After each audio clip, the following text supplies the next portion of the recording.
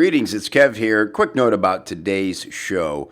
The audio quality on my guest end is a little rough in spots, let's just say.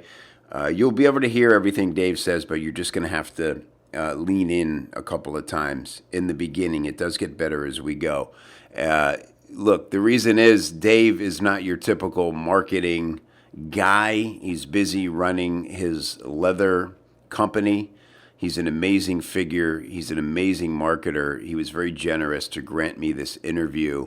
I really wanted to share him and his story with you because he's one of the most inspired and inspiring marketers that I've come across in years. When you go to his website, which you'll see a link to on the show notes here, you'll just see that he markets with a level of transparency and character that is rarely seen. So it's kind of fitting that Dave was, parked in a topless Jeep under a giant tree with really spotty reception for most of this interview.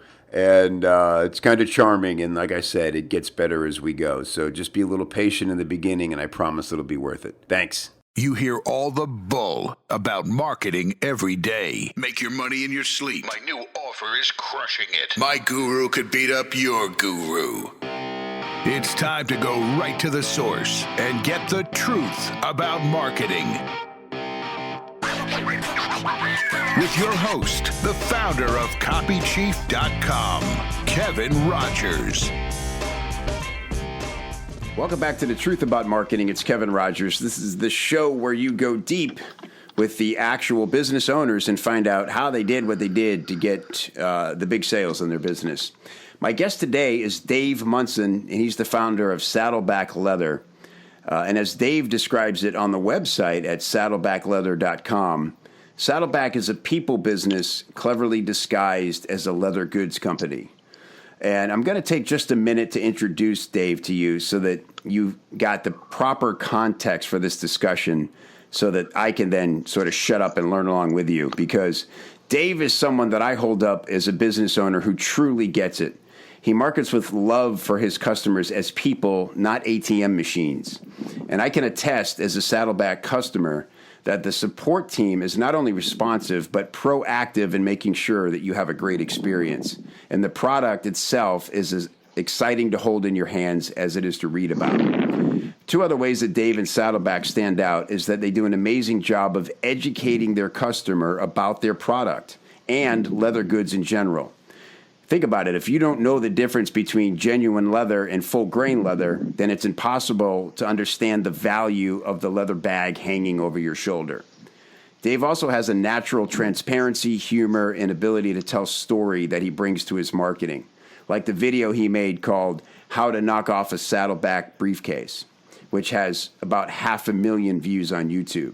This is one of the most clever pieces of education marketing you'll ever see, and you'll find it at saddlebackleather.com under the Films tab. So, Dave, thanks for being here, first of all. I really appreciate your time. And let's start right there. Tell us about that video and why you decided to position it the way you did. Well, that was some intro. Thank you very much. You're a superstar in the marketing world. Superstar. So we were doing a video. I said, hey, we got to educate people on, just people in general, even if they don't buy stuff from us, they'll walk away at least, buying better quality things. Mm-hmm. So with that in mind, we just sat around on the back porch with cigars and just brainstormed how do we play this, and it came out how to knock off a bag. Let's teach knockoff artists how to save money, and we'll in the meantime share with them what we do. So you guys don't need to do this. This is just extra. They won't even know for a couple of years that you didn't do this. Right. And you can substitute leather, the bonded and vinyl for full grain, and here's what it looks like. And so we were teaching the knockoff artists how to really save a lot of money. Right. Which is brilliant because it's so disarming, right? You're just watching. I mean, it's a pretty funny position to take. Like, hey, let me help you, knockoff artist, figure out how to make money knocking off my bag. But, you're sitting there as the consumer, like, you know, with your guard totally down and learning how much love and care goes into the bags that you actually sell. Yeah, there's when you buy something that's really high quality, it's not just marketing that is why it costs so much. I mean, it costs that much for a reason. I mean, shoes, $300 pair of boots, $600 pair of boots, those things, they just, but people don't understand until they see stuff like that, and then they start appreciating quality. So, anyway, we if you read through the comments on that video, people were saying, so I'm watching this being sold a briefcase, right? And now I want to buy a briefcase, and happily want to buy a briefcase. So really, it really worked out there for us. Yeah. So you said you kind of sat back and had some cigars and came up with this idea. Did it just feel like a fun thing to do, or did you think, all right, how do we get people to understand the value but not feel like they're getting a lecture or something? Yeah, nobody wants to get sold, and I always say, hey, if you're gonna sell someone, just tell them, dude, I'm selling you a bag. So, like our business cards, we have a lot of extra scrap leather, so I make my leather business cards. Yeah, and people go, oh, this is awesome. Why'd you make it out of leather? And I go, some guy on the airplane or at a conference or something, and I go, because tonight when you get to your room and you pull out your stack of business cards, I say, I want you to go to you'll be going to your computer to check out who is this guy, and I want you to buy a briefcase. So we'll talk tomorrow. And so that's great. And people are cool with it if you tell them I'm trying to sell you a bag. But if you think they're dumb enough not to tell that, then anyway, we made it so obvious that people were laughing all the way to the website, to the checkout cart there. Yeah, I think it's the first video I saw that really indoctrinated me into the understanding the difference between the leathers. And you have other leathers, educational stuff. Like as much as you want to learn about leather, it's there for you, and it's told in a cool way. You also tell, the whole story of how the company happened. Your story starts out, a hot wife, 2 fabulous kids, 14 Rwandan sons and daughters, a cool dog, and a crooked federale sent to kill me kind of makes up the Saddleback story, and here's how it happened. What inspired you to share, in such a dynamic way on the website? Well, if people like you, then they'll buy from you. And so I figured, I'm a pretty likable guy, I think. I mean, and so if I share my story and I just kind of open up who I am, then, people kind of open up too. And so, and so I was just really open with my life and how things got going. And, if it were, Daddy, I've graduated from Harvard now, and I want a business, Daddy. Will you buy me a business? It's like, it's not a charming story. So sleeping on the floor with your dog in Juarez for 3 years with no hot water, and, meeting your wife on MySpace and federally sent to kill you. That's some cool stuff. And it's really happened. So, we just share who we are, and it seems to work. One of the things we do in customer service is I make everyone put something personal after their name on the emails. So they say, like Susan, she milks cows on a certain cow on every weekend. She used to. The cow died. But she would go and milk the cow. And so she would say, I'm a weekend cow milker. And people were like, or someone else was like, I'm a In-N-Out burger fanatic. And someone else says, and then people go, oh, they're a real person. Right. Oh, they opened up to me.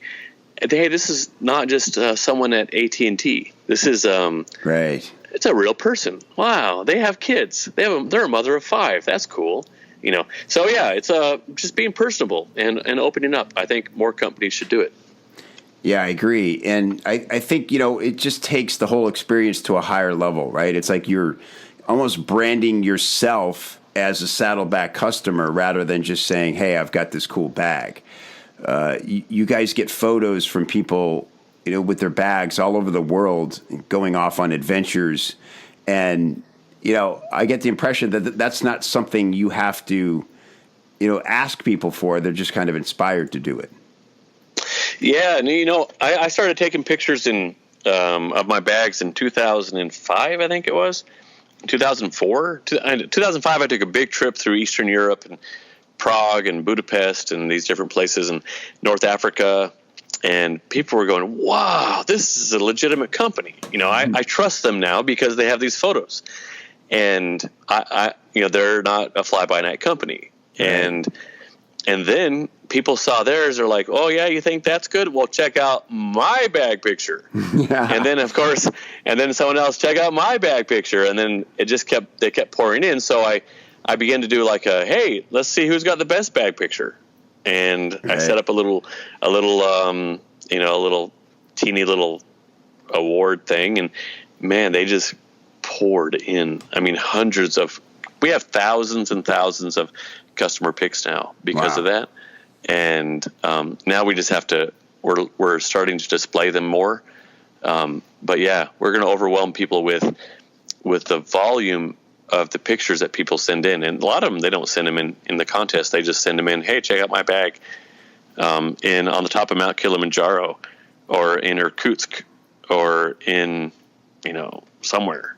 There's some cool places out there. Yeah, that's amazing. And it means something to, be the bag that they bring to that place because, you got to be selective, right? Yeah, you're going to travel around the world or go out for a couple months or a couple of weeks and you're choosing our bag. That's pretty cool, and also, the bag begins to take on your own personality. And, so when you mix, I say too, when you mix up with quality, it is people will pay for quality, but then they fall in love with it, and it becomes kind of part of who they are. Right. Yeah. So because you talk about the flaws in the leather. That's part of the beauty of it, right? I think you said it sort of early on. You looked for like this perfectly clean patch of leather to make the bag out of, but then you started to incorporate little scars, and you said there's a story behind every scar. Maybe the cow brushed up against the barbed wire fence, and you think about what happened to make him do that, or right. And so that's part of the beauty of it. Yeah, why was he running so hard to get impaled on a stick or something, or a fence post or a branch? Was something chasing. Anyway, it gives personality to the bag. Yeah. So, yeah, I remember when I got my first piece from you guys, I couldn't wait to see what kind of little scars there would be on it, right? So that's really smart. Hey, tell me real quick, Dave, about the slogan. One of the best slogans I've ever read for a company. They'll fight over it when you're dead. Did that arise organically, or was that something you noodled with for a while? Yeah, that took a few years.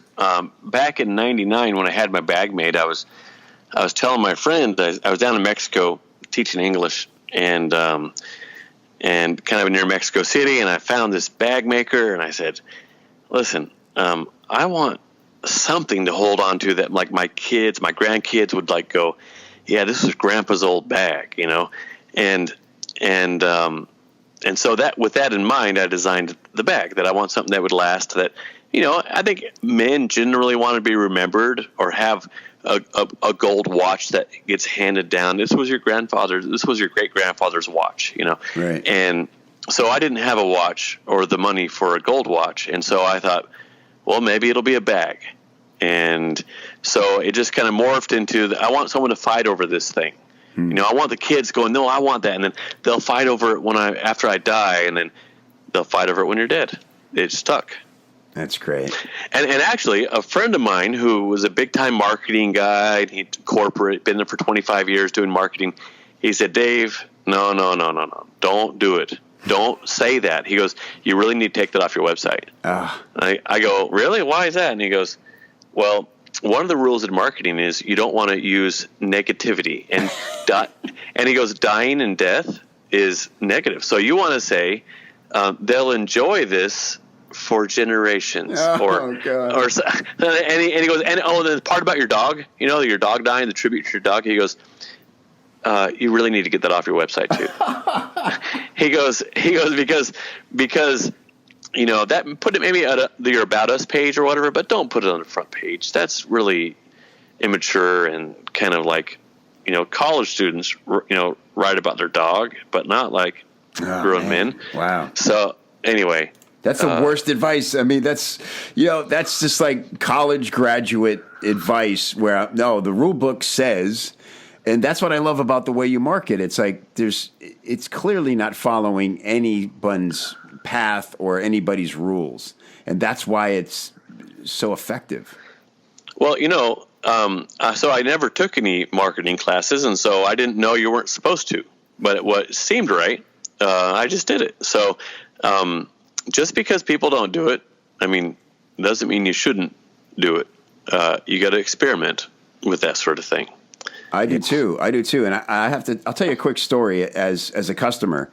I bought a friend of mine a Christmas gift, one of the moleskin covers.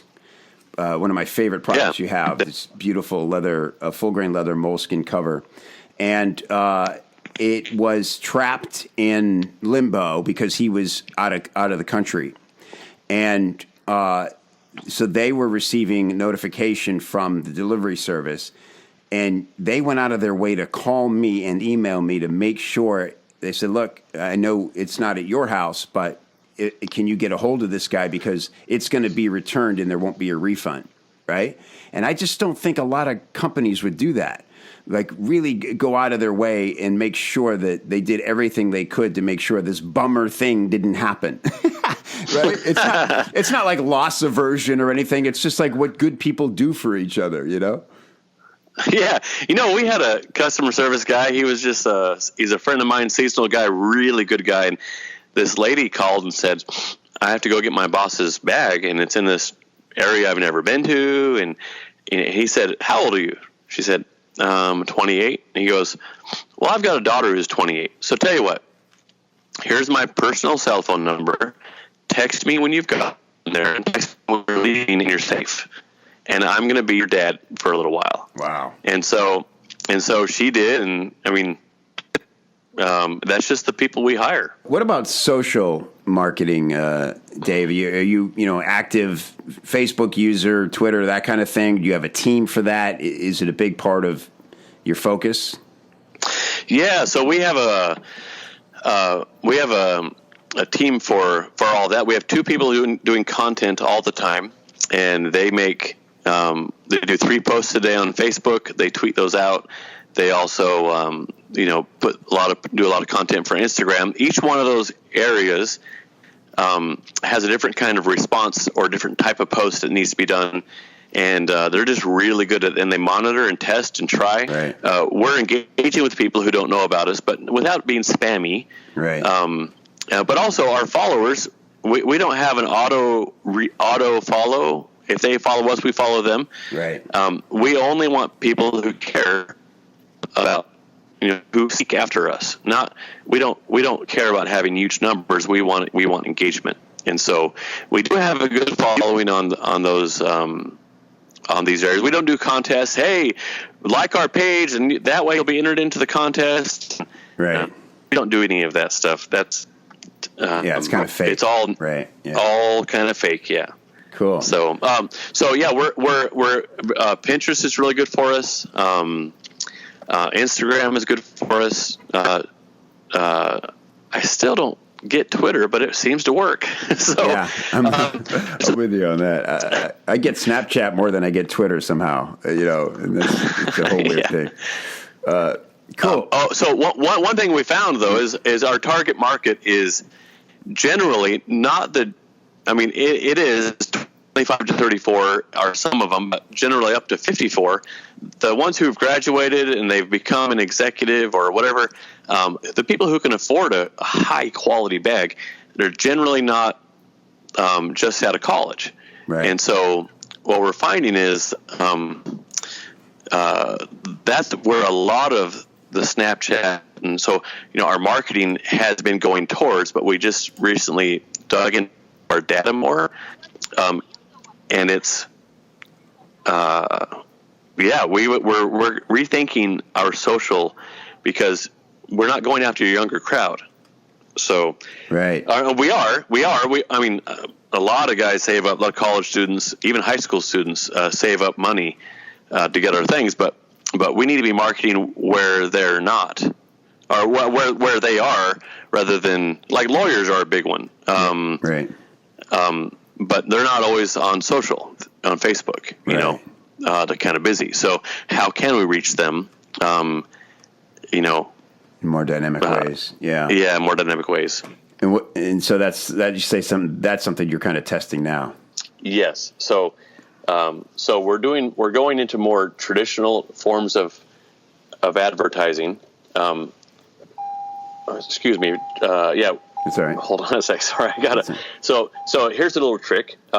When you do interviews, I talk to guys and they get into their car. So, and it's already a sound booth. The thing's just fantastic. And so, I'm in my Land Cruiser. Yeah, perfect. I record a lot of videos from my car for that same reason. It's like the perfect environment. It's a studio. It's a sound booth. It's perfect. Right. But anyway, sometimes it turns on. So, well, actually, whatever you just did improved the sound. So keep it up. Oh, there you go. It's perfect. Yeah. So anyway, we're rethinking the way we do our marketing, because we were heavy social and very heavy on engagement, but we were engaging with people who were who already know about us, and they're like, "Man, I really love this company," and with our posts. But so we started engaging with people who don't know about us yet, and without being spammy, without, "Hey, have you heard about Saddleback Leather's 100-year warranty?" and da da da da. Right. It's just, it'd be embarrassing to me. So we're learning how all this marketing works.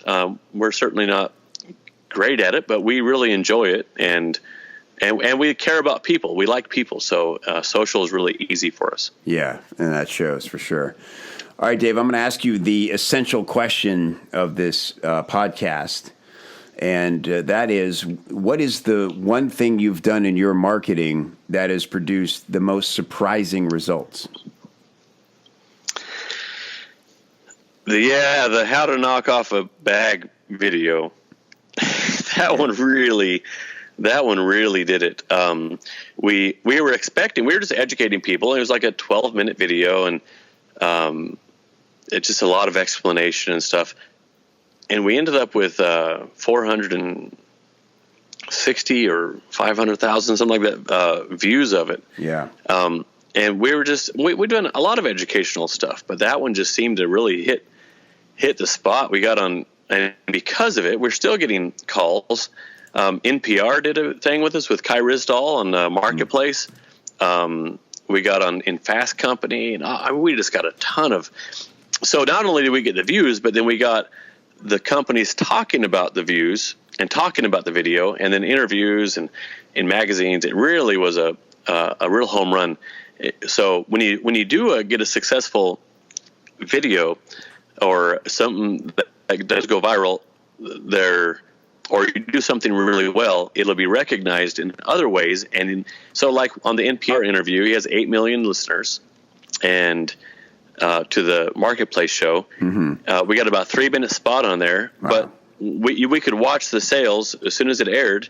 It was like twice in the same day.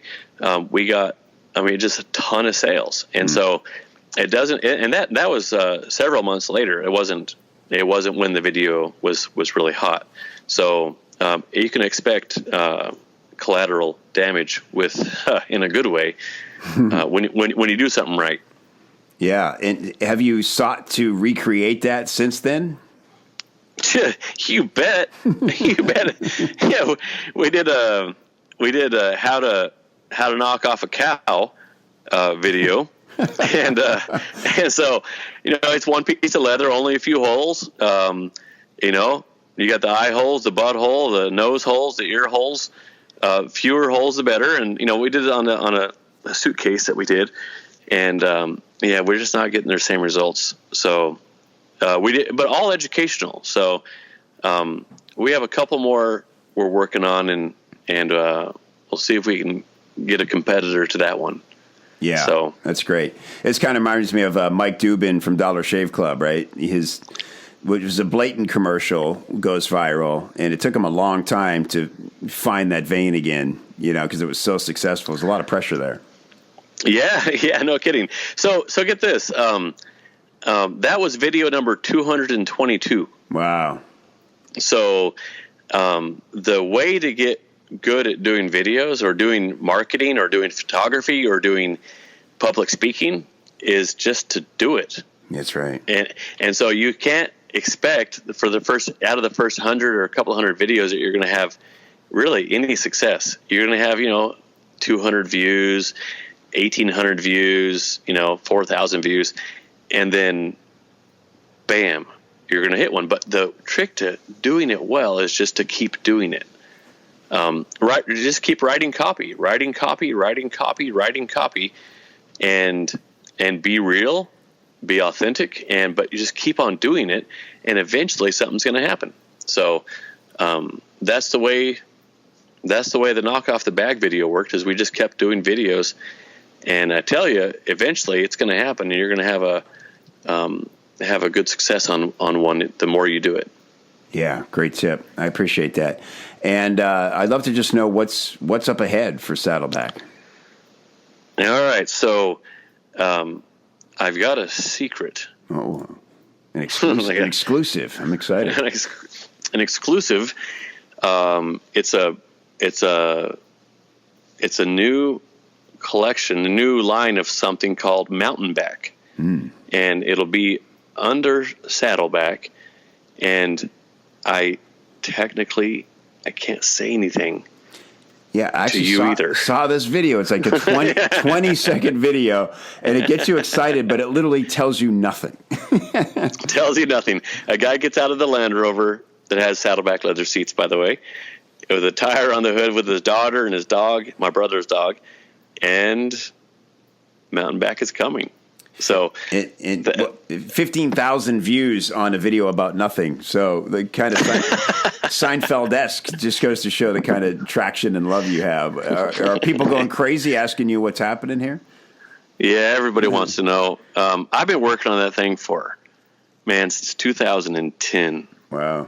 And it is finally coming out. It is awesome. So apart from that, we'll be doing, I've got furniture coming.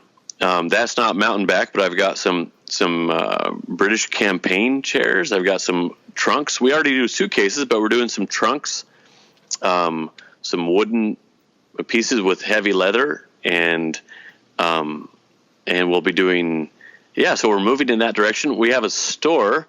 We wanted to open it last year. Didn't happen, here in the Stockyards in Fort Worth, Texas. Mm-hmm. And it's a really cool place. And so they're not ready for us yet. They keep on talking, but it looks like realistically summer of 2017. So, cool. Here in Fort Worth, Texas. Yeah, it looks cool. I see the picture of it on your Facebook page, and I guess you're doing a pop-up store there. Yeah. We're going to try our hand. We're going to get really good at pop-up stores. So we've got the Land Rover, and I've got a rooftop tent that folds out over it. We have some old pallet tables we've made, and we're going to have leather all over the place. So, awesome. It's our first pop-up store, and so the way you get good at pop-up stores is by doing pop-up stores. Right. So we're going to figure this out, and it should be a pretty cool thing. Yeah, exciting. Well, Dave, man, I really appreciate your time. You're a superstar in our world over at copychief. We've taught using your ways many times, and it's great to finally meet you and hear the stories behind them. And I love how simple it is. Just be genuine, do it over and over and over, love people, and create great stuff, right? Yeah. So one of the things that I talk about sometimes at places is be yourself. So people like to see you, and so if you're like the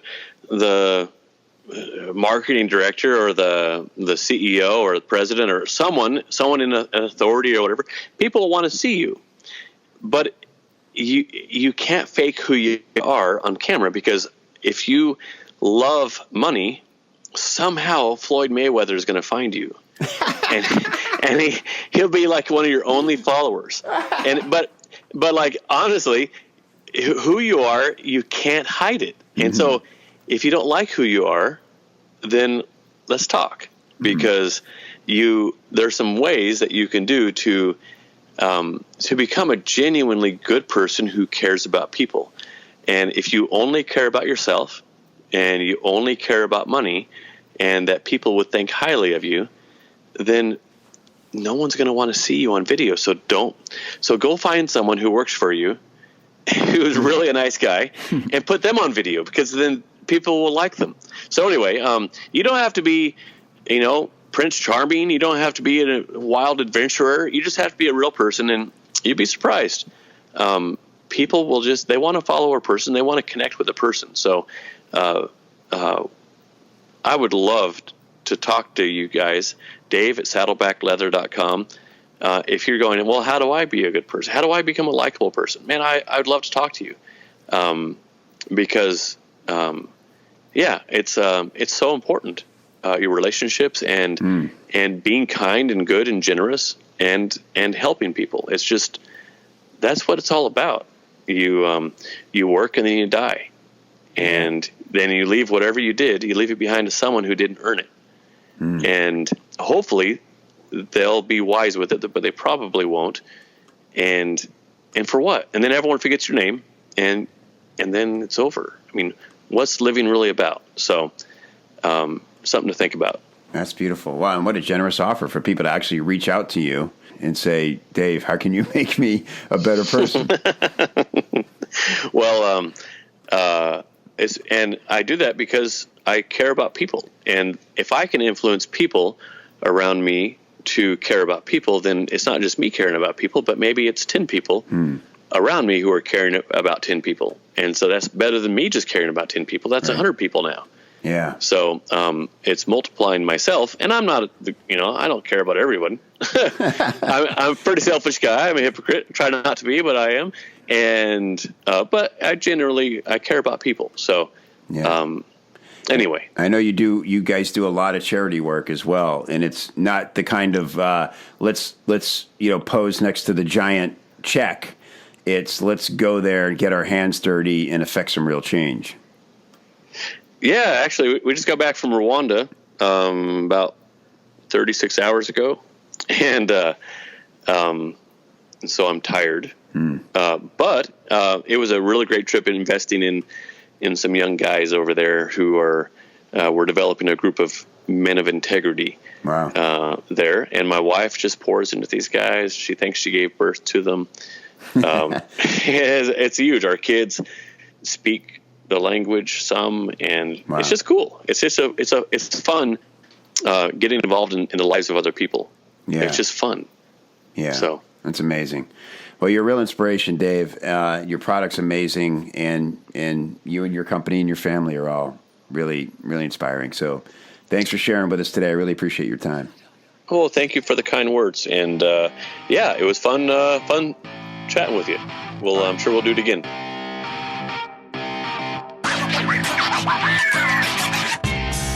Hey, thanks again for listening to the Truth About Marketing podcast. If you like this show and you think other people would like this show, the best way to spread the word is by reviewing and rating the show in iTunes. Just log in, click review, leave a big old fat 5-star review, and let everybody know that you dig the show so that they can dig it too. To get all the links and resources we mentioned on today's episode, please go to copychief.com/TAM, as in Truth About Marketing.